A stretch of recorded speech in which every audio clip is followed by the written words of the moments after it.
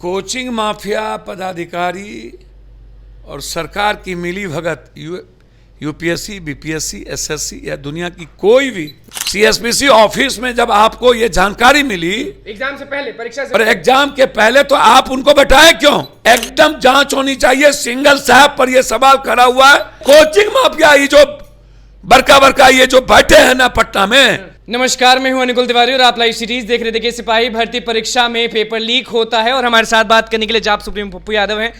बार बार देखते हैं और बार बार आवाज भी उठाते हैं। फिर से पेपर लीक हुआ, धांधली हुआ, सेटिंग हुआ, भरपूर हुआ। कोचिंग माफिया पदाधिकारी और सरकार की मिली भगत यूपीएससी, बीपीएससी, एसएससी या दुनिया की कोई भी एग्जामिनेशन आप उठा के हिंदुस्तान में देख लीजिए। लगभग 30 सालों से ये ट्रेंड है कि इसकी पूरी सेटिंग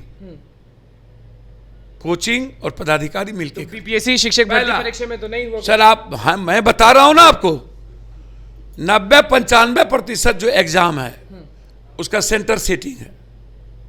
सेंटर के भीतर आपको सब कुछ मिल जाएगा। सेंटर किसके कौन करता है, क्वेश्चन सेट कौन करता है, कोई ना कोई एक टीम है ना। वो टीम किससे लेता है? जो देश के सबसे बड़े कोचिंग संस्थान है उसमें उसकी भागीदारी है। मैं हमेशा कहता हूं, आप उठा करके देखिए। और लगातार और लगभग इस कंट्री में और खास तौर पर हिंदी पट्टी में और इस कंट्री में लगभग जितने जीनियस स्टूडेंट हैं, दरोगा, डीएसपी जिसको इंग्लिश और मैथ नहीं आता है वो बना हुआ है। प्रोफेसर में जिसके केमिस्ट्री का ऑर्गेनिक नहीं आता है वो रिवॉल्वर टू के पटना यूनिवर्सिटी में पढ़ाता है। पहली बार जब रंजन यादव जी के हाथ में सब कुछ था, एजुकेशन चौपट कब से हुआ? बिहार सिस्टम का कांग्रेस के अंतिम शासन काल से लेकर के अभी तक में एजुकेशन तो चौपट हो गया। तो जो गरीब और मिडिल क्लास के बच्चे हैं या किसी भी जात का बच्चा है इसमें, जो कंप्लीट रूप से बिना कोचिंग के भी दुनिया बना सकती है, वो सोच भी नहीं सकता वो बच्चा क्यों मेहनत करे। जिसके पास 8 लाख, 10 लाख, 20 लाख रुपया नहीं होगा वो क्या करेगा? तो 8-10 लाख किस चीज के लिए? पैसा देने के लिए, सिपाही बनने के लिए? बिना 8 लाख 10 लाख के आप कुछ बन सकते हैं? क्या बने? एक तो चयन की प्रक्रिया बहुत मुश्किल से, बिहार में भारत का सबसे ज्यादा नौकरी आज के डेट में एग्जामिनेशन और भर्ती की प्रक्रिया सबसे ऊपर है। परीक्षा से पहले कुछ शिक्षक आंसर लेके पहुंच गए थे सीएसबीसी ऑफिस और वहां चेयरमैन ने दिखाया उनको। मुझको तो लगता है एक कितनी बड़ी गहरी साजिश है। आप 160, 60, 70, 80 आपने केस कर दिया। यह सवाल सिंगल साहब पर उठता है। सीएसपीसी ऑफिस में जब आपको यह जानकारी मिली एग्जाम से पहले, परीक्षा से और एग्जाम के पहले, तो आप उनको बैठाए क्यों? इसका मतलब रेट फिक्स है पहले से।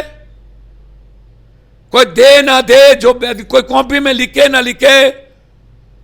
क्या बिहार के और देश के गरीब मिडिल क्लास के बच्चे जो कंप्लीट रूप से अपने जीवन के सर्वाइवल के लिए सब कुछ मां बाप का शरीर बेच करके पढ़ता हो, क्या वो कभी हिंदुस्तान में नौकरी करेगा?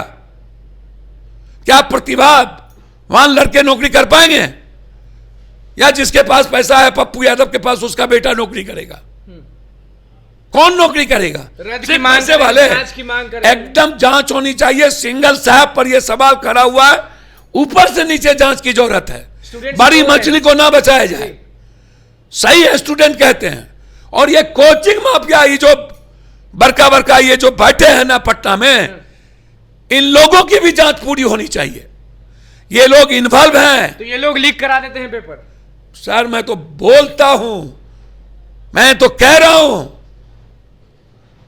माफिया अपने को, ये कौन कौन जो माफिया है, झाक, खान, आन, शान, मान, ये सब लोग जो लूटेगा और माफियागिरी करेगा वो सर हो जाएंगे। ये लोग शिक्षा के मापदंड में गद्दार है, समझे?